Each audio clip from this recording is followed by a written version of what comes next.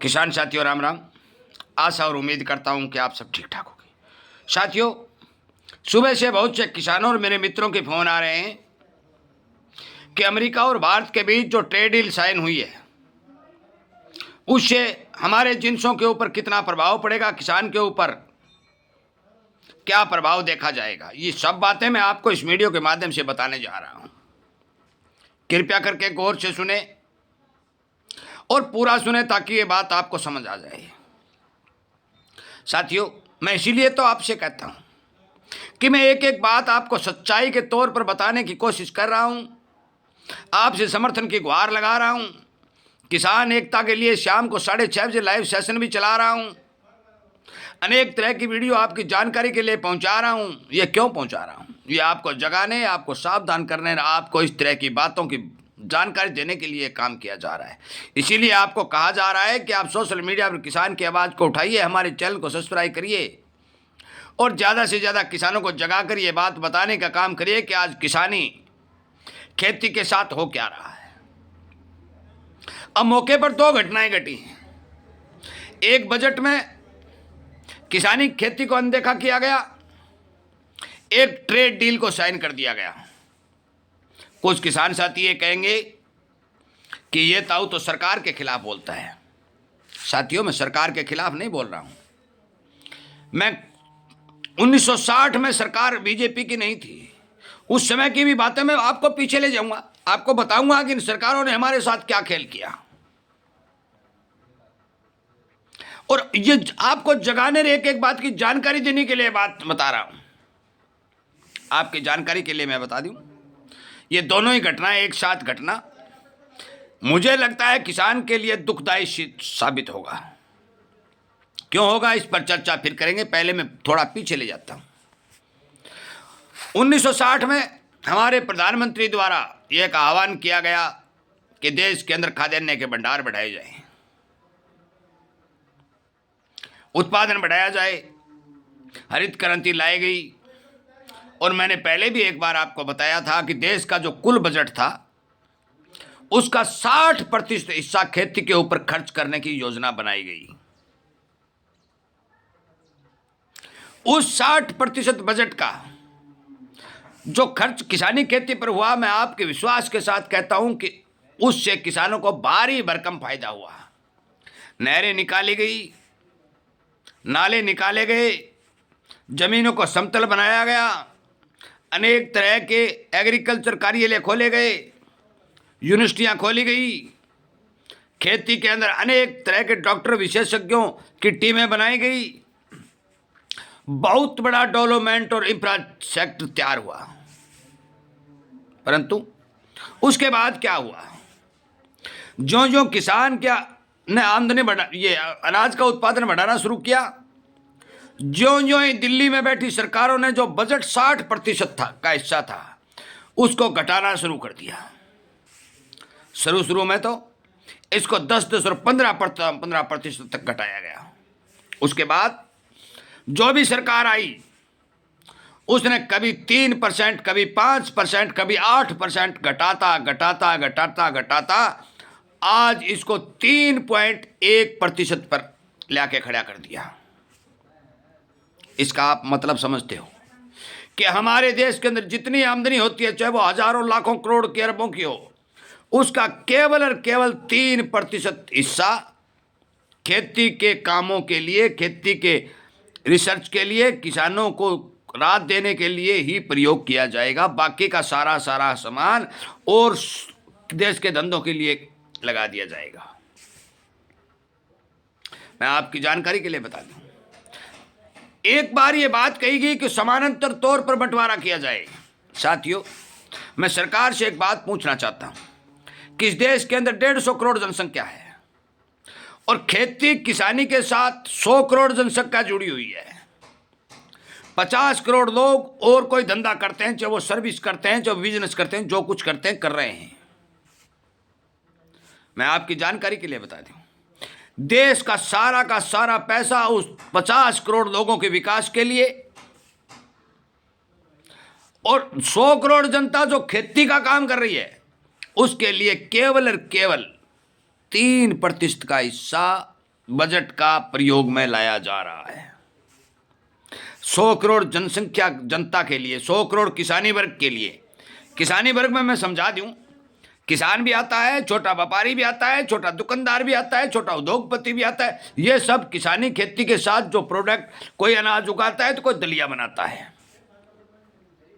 इन लोगों के विकास के लिए, क्योंकि खेती का विकास होगा तो इनका विकास होगा, खेती का विकास नहीं होगा तो इनका विकास नहीं होगा।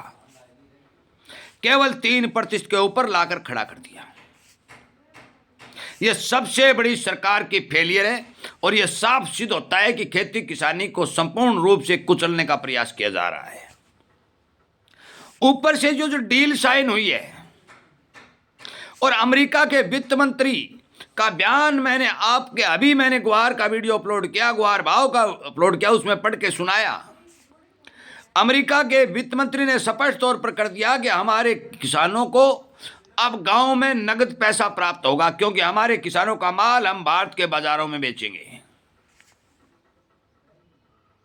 साथियों, जो सामान भारत से अमेरिका जा रहा है, जो अमेरिका में उत्पादन नहीं है या कम है या बहुत ज्यादा उनको जरूरत है, उन चीजों के भाव में इस डील से फायदा होगा, क्योंकि टैक्स कम लगेगा, हमें 2 पैसे का फायदा होगा। जिसमें आप ग्वार गंब को मान सकते हैं, टेक्सटाइल उद्योग को मान सकते हैं, कुछ चीजें जो जा रही हैं, दवाइयां मान सकते हैं, उनको फायदा होगा। परंतु यदि अमेरिका में निर्मित चीजें, अमेरिका में पैदा हुआ अन्न भारत में आके बिकेगा, तो किसान जो उत्पादन पैदा कर रहा है, यदि यूएस मार्केट में, अमेरिका में भाव सस्ते हैं, तो फिर भारतीय किसान को भी सस्ते भाव में अपना माल बेचना पड़ेगा। यह कहानी मैं सबूत के तौर पर बता दूं कि ऑस्ट्रेलिया के अंदर जो चने के भाव थे, अब मौके पर हैं, वही भाव भारतीय किसानों को मिल रहे हैं। अब आप ये कहेंगे, संपूर्ण सुन लीजिए, अब आप कहेंगे कि ऑस्ट्रेलिया के अंदर मिल रहे हैं, हमारे भारत में मिल रहे हैं, तो फिर बराबर मिल रहे हैं। बराबर नहीं मिल रहे हैं। ऑस्ट्रेलिया के अंदर एक किसान की एवरेज हजारों बीघा जमीन की आती है, परंतु हमारे भारत में एक किसान की एवरेज केवल 4 एकड़ की आती है। नोट करने वाली बात है, नोट करने वाली बात है। दूसरी बात, ऑस्ट्रेलिया हो, अमेरिका हो, रूस हो, इन सभी देशों के रुपए की वैल्यू हमारे रुपए से ज्यादा है।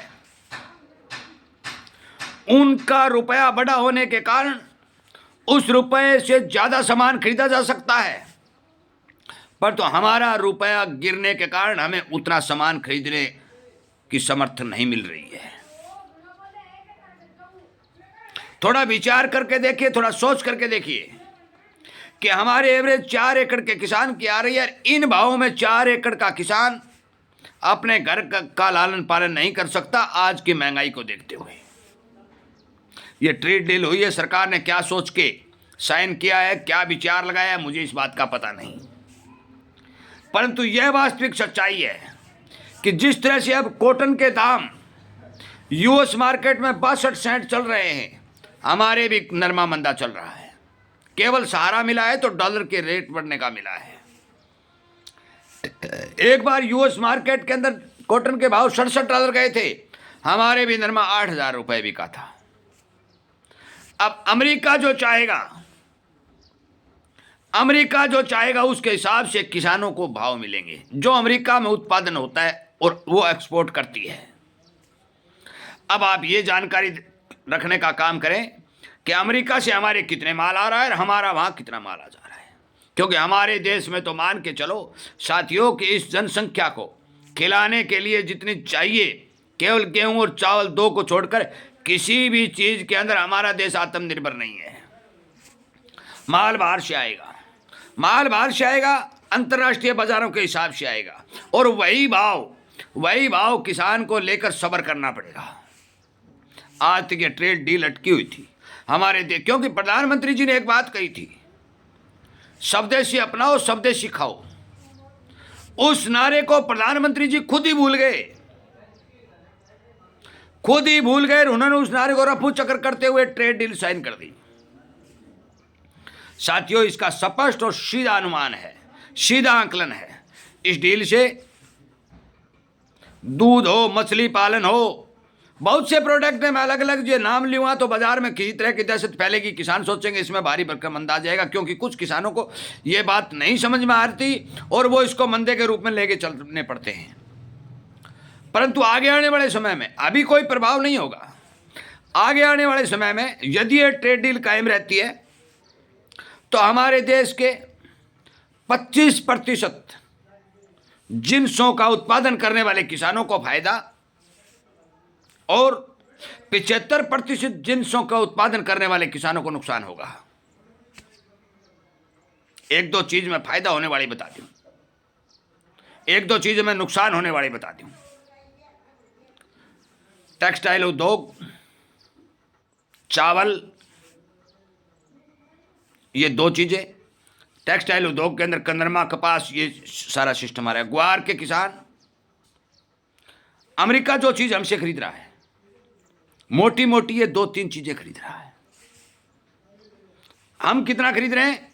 सोयाबीन, कॉटन, मक्का, ये बड़ी बड़ी चीजें हम अमेरिका से खरीद रहे हैं।